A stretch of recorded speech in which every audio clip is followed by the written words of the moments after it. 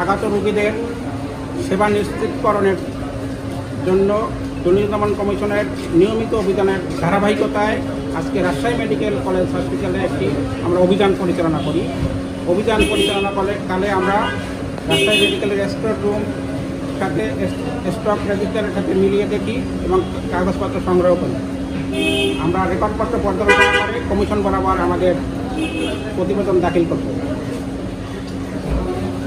Enforcement অভিযানকালে আমরা এখানে trolley দৈনিক মজুরি হিসেবে কর্মরত কর্মচারীদের মাঝে তারা ট্রলি বহন করে এবং তাদের দৌরাত্ম্য লক্ষ্য করেছি এবং অ্যাম্বুলেন্স সেবার বেসরকারি অ্যাম্বুলেন্স সেবার ক্ষেত্রেও আমরা তাদের দৌরাত্ম্য লক্ষ্য করেছি।